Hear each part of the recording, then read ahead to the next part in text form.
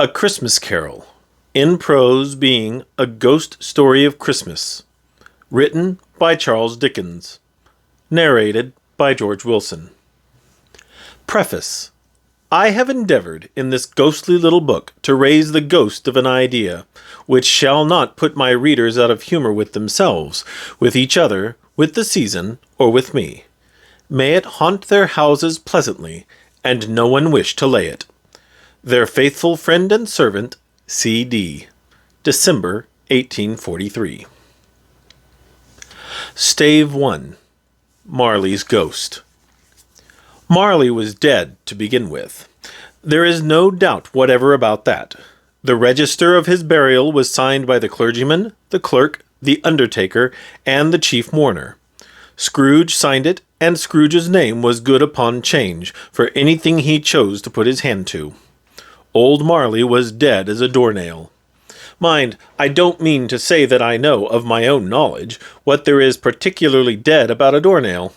I might have been inclined myself to regard a coffin-nail as the deadest piece of ironmongery in the trade, but the wisdom of our ancestors is in the simile, and my unhallowed hands shall not disturb it, or the country's done for. You will therefore permit me to repeat emphatically that Marley was as dead as a doornail. Scrooge knew he was dead? Of course he did. How could it be otherwise? Scrooge and he were partners for I don't know how many years. Scrooge was his sole executor, his sole administrator, his sole assign, his sole residuary legatee, his sole friend, and sole mourner. And even Scrooge was not so dreadfully cut up by the sad event, but that he was an excellent man of business on the very day of the funeral, and solemnized it with an undoubted bargain. The mention of Marley's funeral brings me back to the point I started from. There is no doubt that Marley was dead. This must be distinctly understood, or nothing wonderful can come of the story I am going to relate. If we were not perfectly convinced that Hamlet's father died before the play began, there would be nothing more remarkable in his taking a stroll at night, in an easterly wind, upon his own ramparts, than there would be in any other middle-aged gentleman rashly turning out after dark in a breezy spot, say St. Paul's churchyard, for instance, literally to astonish his son's weak mind. Scrooge never painted out old Marley's name. There it stood, years afterwards, above the warehouse door. Scrooge and Marley. The firm was known as Scrooge and Marley. Sometimes people new to the business called Scrooge Scrooge, and sometimes Marley, but he answered to both names. It was all the same to him. Oh, but he was a tight-fisted hand at the grindstone, Scrooge, a squeezing, wrenching, grasping, scraping, clutching, covetous old sinner, hard and sharp as flint, from which no steel had ever struck out generous fire, secret and self-contained, and solitary as an oyster. The cold within him froze his old features, nipped his pointed nose, shriveled his cheek, stiffened his gait, made his eyes red, his thin lips blue, and spoke out shrewdly in his grating voice. A frosty rime was on his head, and on his eyebrows, and his wiry chin. He carried his own low temperature always about with him. He iced his office in the dog days, and didn't thaw it 1 degree at Christmas. External heat and cold had little influence on Scrooge. No warmth could warm, no wintry weather chill him. No wind that blew was bitterer than he. No falling snow was more intent upon its purpose. No pelting rain less open to entreaty. Foul weather didn't know where to have him. The heaviest rain, and snow, and hail, and sleet could boast of the advantage over him in only one respect. They often came down handsomely, and Scrooge never did. Nobody ever stopped him in the street to say with gladsome looks, "My dear Scrooge, how are you? When will you come to see me?" No beggars implored him to bestow a trifle. No children asked him what it was o'clock. No man or woman ever once in all his life inquired the way to such and such a place of Scrooge. Even the blind men's dogs appeared to know him, and when they saw him coming on, would tug their owners into doorways and up courts, and then would wag their tails as though they said, "No eye at all is better than an evil eye, dark master." But what did Scrooge care? It was the very thing he liked. To edge his way along the crowded paths of life, warning all human sympathy to keep its distance, was what the knowing ones call nuts to Scrooge. Once upon a time, of all the good days in the year, on Christmas Eve, old Scrooge sat busy in his counting-house. It was cold, bleak, biting weather, foggy withal, and he could hear the people in the court outside go wheezing up and down, beating their hands upon their breasts, and stamping their feet upon the pavement stones to warm them. The city clocks had only just gone 3, but it was quite dark already. It had not been light all day, and candles were flaring in the windows of the neighboring offices, like ruddy smears upon the palpable brown air. The fog came pouring in at every chink and keyhole, and was so dense without that, although the court was of the narrowest, the houses opposite were mere phantoms. To see the dingy cloud come drooping down, obscuring everything, one might have thought that nature lived hard by, and was brewing on a large scale. The door of Scrooge's counting-house was open that he might keep his eye upon his clerk, who in a dismal little cell beyond, a sort of tank, was copying letters. Scrooge had a very small fire, but the clerk's fire was so very much smaller that it looked like one coal. But he couldn't replenish it, for Scrooge kept the coal-box in his own room. And so surely as the clerk came in with the shovel, the master predicted that it would be necessary for them to part. Wherefore the clerk put on his white comforter, and tried to warm himself at the candle, in which effort, not being a man of strong imagination, he failed. "A Merry Christmas, Uncle! God save you!" cried a cheerful voice. It was the voice of Scrooge's nephew, who came upon him so quickly that this was the first intimation he had of his approach. "Bah!" said Scrooge. "Humbug!" He had so heated himself with rapid walking in the fog and frost, this nephew of Scrooge's, that he was all in a glow. His face was ruddy and handsome, his eyes sparkled, and his breath smoked again. "Christmas a humbug, Uncle," said Scrooge's nephew. "You don't mean that, I am sure." "I do," said Scrooge. "Merry Christmas! What right have you to be merry? What reason have you to be merry? You're poor enough." "Come, then," returned the nephew gaily, "what right have you to be dismal? What reason have you to be morose? You're rich enough." Scrooge, having no better answer ready on the spur of the moment, said "Bah!" again, and followed it up with "Humbug." "Don't be cross, Uncle," said the nephew. "What else can I be," returned the uncle, "when I live in such a world of fools as this? Merry Christmas! Out upon Merry Christmas! What's Christmas time to you but a time for paying bills without money? A time for finding yourself a year older, but not an hour richer? A time for balancing your books, and having every item in 'em through a round dozen a months presented dead against you? If I could work my will," said Scrooge indignantly, "every idiot who goes about with Merry Christmas on his lips should be boiled with his own pudding, and buried with a stake of holly through his heart. He should." "Uncle," pleaded the nephew. "Nephew," returned the uncle sternly, "keep Christmas in your own way, and let me keep it in mine." "Keep it," repeated Scrooge's nephew, "but you don't keep it." "Let me leave it alone, then," said Scrooge. "Much good may it do you. Much good it has ever done you." "There are many things from which I might have derived good, by which I have not profited, I dare say," returned the nephew, "Christmas among the rest. But I am sure I have always thought of Christmas time when it has come round, apart from the veneration due to its sacred name and origin, if anything belonging to it can be apart from that, as a good time, a kind, forgiving, charitable, pleasant time, the only time I know of in the long calendar of the year, when men and women seem by one consent to open their shut-up hearts freely, and to think of people below them, as if they really were fellow passengers to the grave, and not another race of creatures bound on other journeys. And therefore, Uncle, though it has never put a scrap of gold or silver in my pocket, I believe that it has done me good, and will do me good, and I say, God bless it."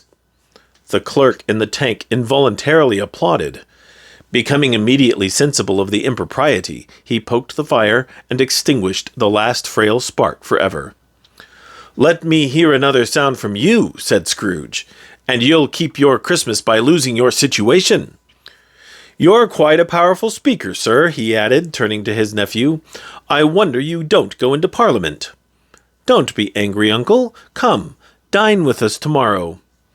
Scrooge said that he would see him. Yes, indeed he did. He went the whole length of the expression, and said that he would see him in that extremity first. "But why?" cried Scrooge's nephew. "Why?" "Why did you get married?" said Scrooge. "Because I fell in love." "Because you fell in love," growled Scrooge, as if that were the only one thing in the world more ridiculous than a Merry Christmas. "Good afternoon." "Nay, uncle, but you never came to see me before that happened. Why give it as a reason for not coming now?" "Good afternoon," said Scrooge. "I want nothing from you. I ask nothing of you. Why cannot we be friends?" "Good afternoon," said Scrooge. "I am sorry, with all my heart, to find you so resolute.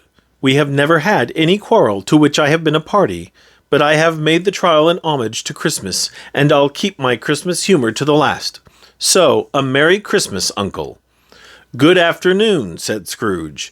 "And a Happy New Year." "Good afternoon," said Scrooge. His nephew left the room without an angry word, notwithstanding. He stopped at the outer door to bestow the greetings of the season on the clerk, who, cold as he was warmer than Scrooge, for he returned them cordially. "There's another fellow," muttered Scrooge, who overheard him. "My clerk, with 15 shillings a week, and a wife and family, talking about a Merry Christmas. I'll retire to Bedlam." This lunatic, in letting Scrooge's nephew out, had let 2 other people in. They were portly gentlemen, pleasant to behold, and now stood with their hats off in Scrooge's office. They had books and papers in their hands, and bowed to him. "Scrooge and Marley's, I believe," said one of the gentlemen, referring to his list.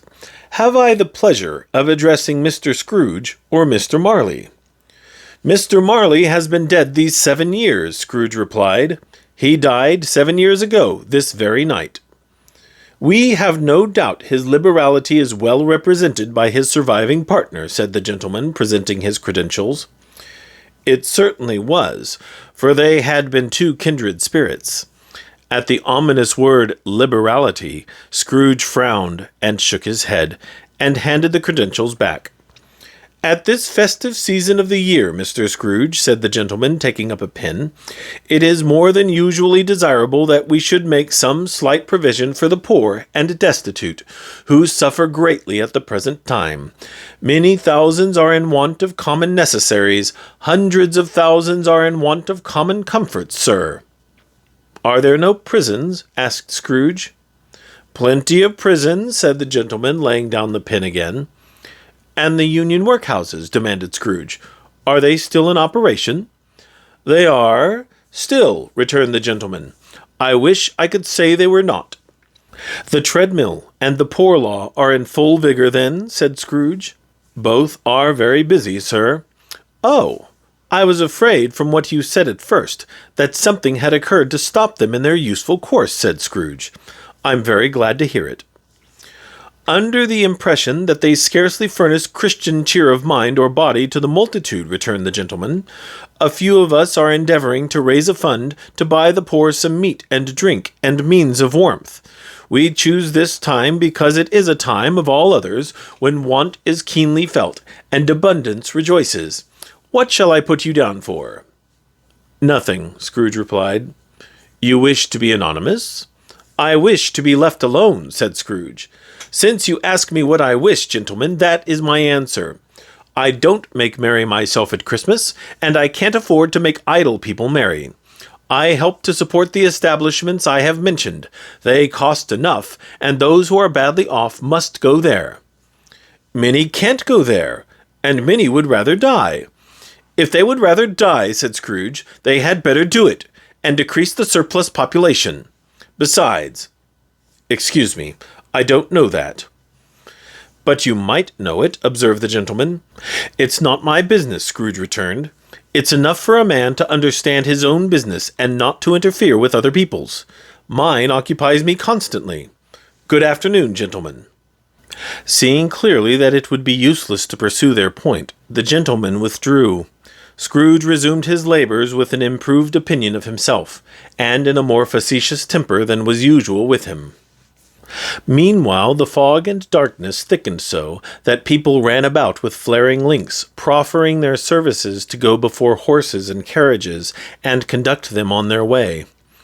The ancient tower of a church, whose gruff old bell was always peeping slyly down at Scrooge out of a Gothic window in the wall, became invisible, and struck the hours and quarters in the clouds, with tremulous vibrations afterwards, as if its teeth were chattering in its frozen head up there. The cold became intense. In the main street, at the corner of the court, some labourers were repairing the gas pipes, and had lighted a great fire in a brazier, round which a party of ragged men and boys were gathered, warming their hands and winking their eyes before the blaze in rapture. The water-plug being left in solitude, its overflowings sullenly congealed, and turned to misanthropic ice. The brightness of the shops where holly sprigs and berries crackled in the lamp heat of the windows made pale faces ruddy as they passed. Poulterers' and grocers' trades became a splendid joke, a glorious pageant, with which it was next to impossible to believe that such dull principles as bargain and sale had anything to do. The Lord Mayor, in the stronghold of the mighty mansion house, gave orders to his 50 cooks and butlers to keep Christmas as a Lord Mayor's household should, and even the little tailor, whom he had fined 5 shillings on the previous Monday for being drunk and bloodthirsty in the streets, stirred up tomorrow's pudding in his garret, while his lean wife and the baby sallied out to buy the beef. Foggier yet and colder, piercing, searching, biting cold. If the good Saint Dunstan had but nipped the evil spirit's nose with a touch of such weather as that, instead of using his familiar weapons, then indeed he would have roared to lusty purpose. The owner of one scant young nose, gnawed and mumbled by the hungry cold as bones are gnawed by dogs, stooped down at Scrooge's keyhole to regale him with a Christmas carol. But at the first sound of "God bless you, merry gentlemen, may nothing you dismay," Scrooge seized the ruler with such energy of action that the singer fled in terror, leaving the keyhole to the fog and even more congenial frost. At length the hour of shutting up the counting-house arrived. With an ill will Scrooge dismounted from his stool and tacitly admitted the fact to the expectant clerk in the tank, who instantly snuffed his candle out and put on his hat. "You'll want all day tomorrow, I suppose," said Scrooge. "If quite convenient, sir." "It's not convenient," said Scrooge, "and it's not fair. If I was to stop 1/2 a crown for it, you'd think yourself ill-used, I'll be bound." The clerk smiled faintly. "And yet," said Scrooge, "you don't think me ill-used when I pay a day's wages for no work." The clerk observed that it was only once a year.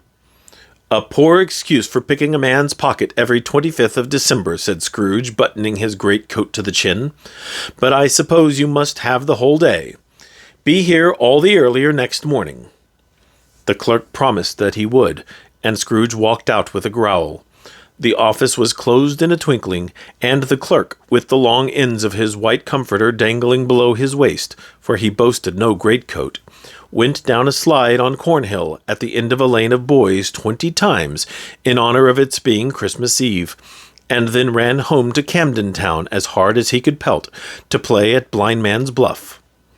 Scrooge took his melancholy dinner in his usual melancholy tavern, and having read all the newspapers and beguiled the rest of the evening with his banker's book, went home to bed. He lived in chambers which had once belonged to his deceased partner. They were a gloomy suite of rooms in a lowering pile of building up a yard, where it had so little business to be that one could scarcely help fancying it must have run there when it was a young house playing at hide-and-seek with other houses, and forgotten the way out again. It was old enough now, and dreary enough, for nobody lived in it but Scrooge, the other rooms being all let out as offices. The yard was so dark that even Scrooge, who knew its every stone, was fain to grope with his hands. The fog and frost so hung about the black old gateway of the house that it seemed as if the genius of the weather sat in mournful meditation on the threshold. Now, it is a fact that there was nothing at all particular about the knocker on the door, except that it was very large. It is also a fact that Scrooge had seen it night and morning during his whole residence in that place. Also that Scrooge had as little of what is called fancy about him as any man in the city of London, even including, which is a bold word, the corporation, aldermen, and livery. Let it also be borne in mind that Scrooge had not bestowed one thought on Marley since his last mention of his 7 years dead partner that afternoon. And then let any man explain to me, if he can, how it happened that Scrooge, having his key in the lock of the door, saw in the knocker, without its undergoing any intermediate process of change, not a knocker, but Marley's face. Marley's face. It was not an impenetrable shadow as the other objects in the yard were, but had a dismal light about it, like a bad lobster in a dark cellar.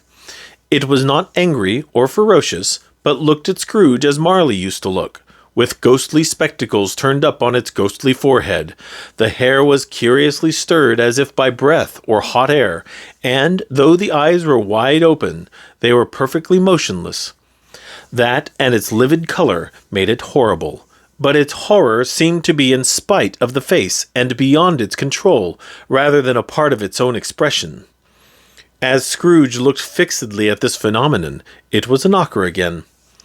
To say that he was not startled, or that his blood was not conscious of a terrible sensation to which it had been a stranger from infancy, would be untrue.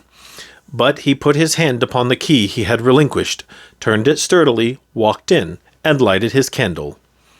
He did pause, with a moment's irresolution, before he shut the door, and he did look cautiously behind it first, as if he half expected to be terrified with the sight of Marley's pigtail sticking out into the hall.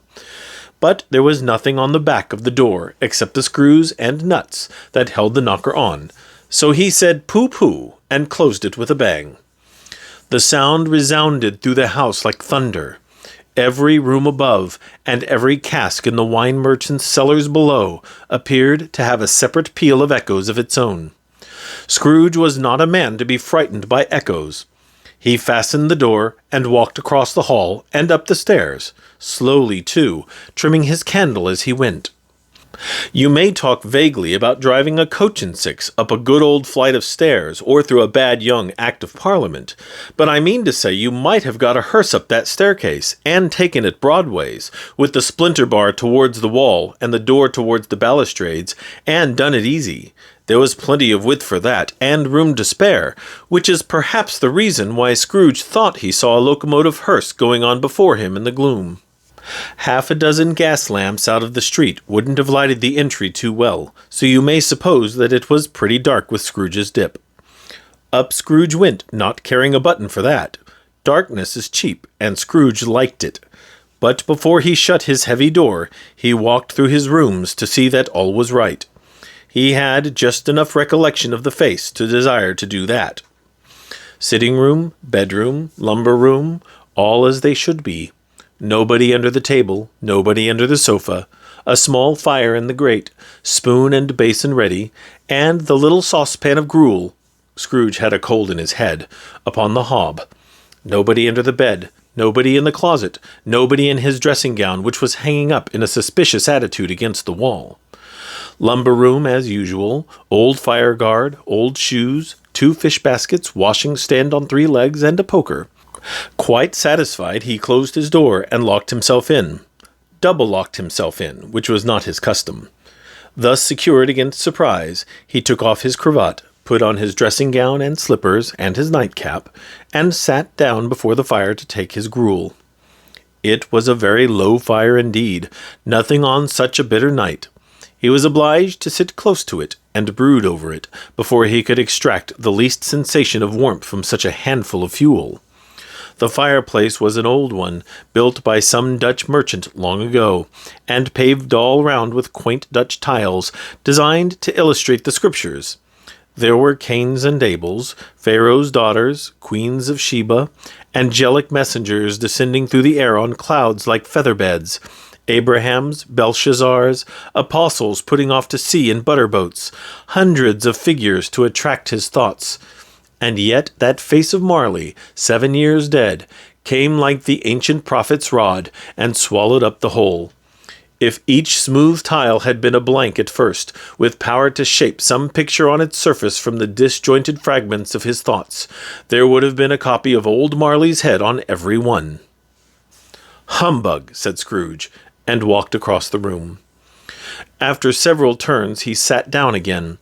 As he threw his head back in the chair, his glance happened to rest upon a bell, a disused bell, that hung in the room, and communicated for some purpose now forgotten with a chamber in the highest story of the building.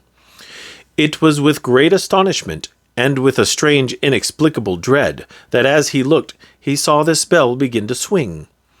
It swung so softly in the outset that it scarcely made a sound, but soon it rang out loudly, and so did every bell in the house. This might have lasted half a minute, or a minute, but it seemed an hour. The bells ceased as they had begun, together. They were succeeded by a clanking noise deep down below, as if some person were dragging a heavy chain over the casks in the wine merchant's cellar. Scrooge then remembered to have heard that ghosts in haunted houses were described as dragging chains. The cellar door flew open with a booming sound, and then he heard the noise much louder on the floors below, then coming up the stairs, then coming straight towards his door. "It's humbug still," said Scrooge. "I won't believe it." His color changed, though, when, without a pause, it came on through the heavy door, and passed into the room before his eyes. Upon its coming in, the dying flame leaped up, as though it cried, "I know him! Marley's ghost!" and fell again. The same face, the very same. Marley in his pigtail, usual waistcoat, tights and boots, the tassels on the latter bristling like his pigtail, and his coat-skirts, and the hair upon his head. The chain he drew was clasped about his middle. It was long, and wound about him like a tail, and it was made, for Scrooge observed it closely, of cash-boxes, keys, padlocks, ledgers, deeds, and heavy purses wrought in steel. His body was transparent, so that Scrooge, observing him, and looking through his waistcoat, could see the 2 buttons on his coat behind. Scrooge had often heard it said that Marley had no bowels, but he had never believed it until now. No, nor did he believe it even now, though he looked the phantom through, and saw it standing before him, though he felt the chilling influence of its death-cold eyes, and marked the very texture of the folded kerchief bound about its head and chin, which wrapper he had not observed before. He was still incredulous, and fought against his senses. "How now?" said Scrooge, caustic and cold as ever. "What do you want with me?" "Much." Marley's voice, no doubt about it. "Who are you?" "Ask me who I was."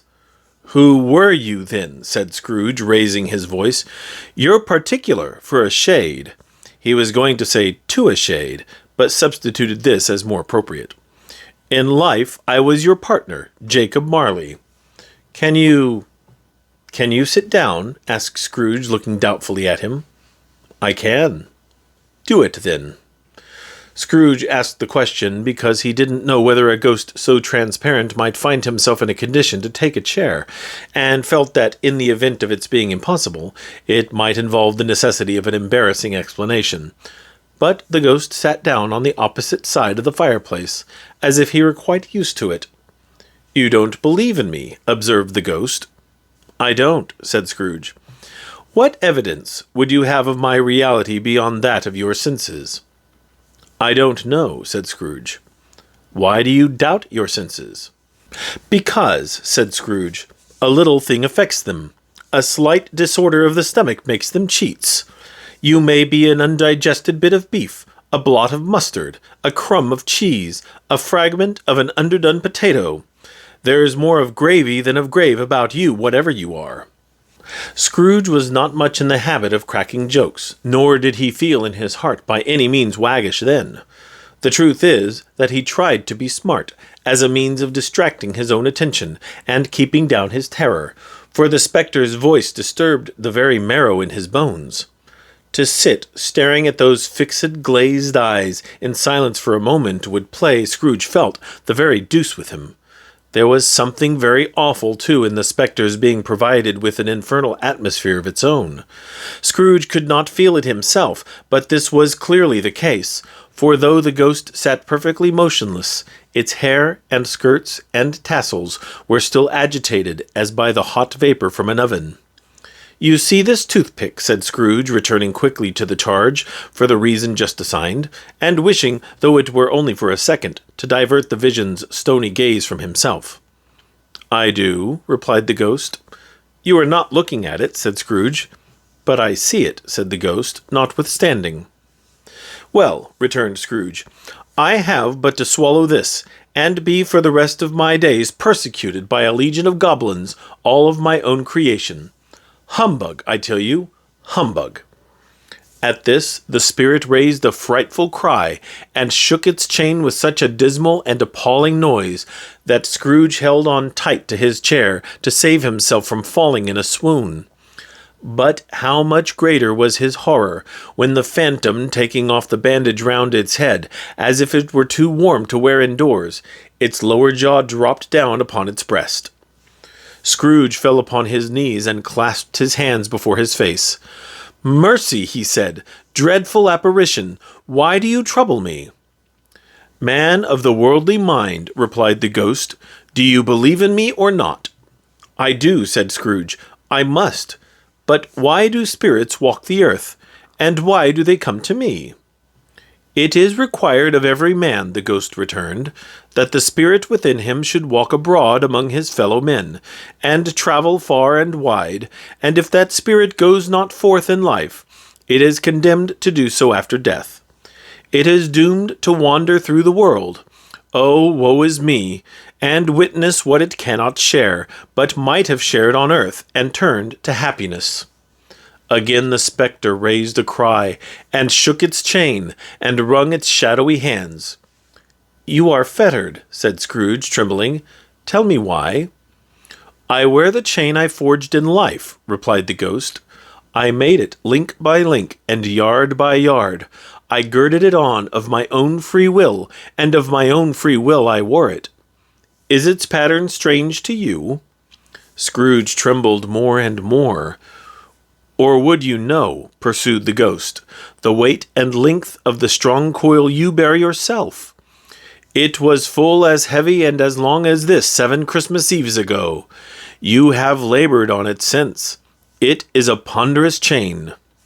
Scrooge glanced about him on the floor in the expectation of finding himself surrounded by some 50 or 60 fathoms of iron cable, but he could see nothing. "Jacob," he said imploringly, "old Jacob Marley, tell me more. Speak comfort to me, Jacob." "I have none to give," the ghost replied. "It comes from other regions, Ebenezer Scrooge, and is conveyed by other ministers, to other kinds of men. Nor can I tell you what I would. A very little more is all permitted to me. I cannot rest, I cannot stay, I cannot linger anywhere. My spirit never walked beyond our counting-house. Mark me. In life my spirit never roved beyond the narrow limits of our money-changing hole, and weary journeys lie before me." It was a habit with Scrooge, whenever he became thoughtful, to put his hands in his breeches pockets. Pondering on what the ghost had said, he did so now, but without lifting up his eyes, or getting off his knees. "You must have been very slow about it, Jacob," Scrooge observed in a business-like manner, though with humility and deference. "Slow," the ghost repeated.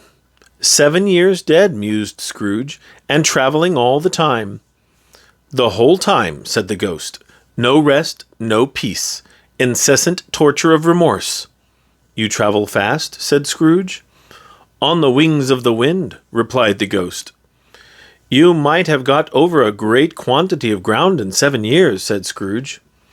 The ghost, on hearing this, set up another cry, and clanked its chain so hideously in the dead silence of the night, that the ward would have been justified in indicting it for a nuisance. "O captive, bound, and double-ironed," cried the phantom, not to know that ages of incessant labor by immortal creatures, for this earth must pass into eternity, before the good of which it is susceptible is all developed. Not to know that any Christian spirit working kindly in its little sphere, whatever it may be, will find its mortal life too short for its vast means of usefulness. Not to know that no space of regret can make amends for one life's opportunity misused. Yet such was I. Oh, such was I. "But you were always a good man of business, Jacob," faltered Scrooge, who now began to apply this to himself. "Business!" cried the ghost, wringing its hands again. "Mankind was my business. The common welfare was my business. Charity, mercy, forbearance, and benevolence were all my business. The dealings of my trade were but a drop of water in the comprehensive ocean of my business." It held up its chain at arm's length, as if that were the cause of all its unavailing grief, and flung it heavily upon the ground again. "At this time of the rolling year," the spectre said, "I suffer most.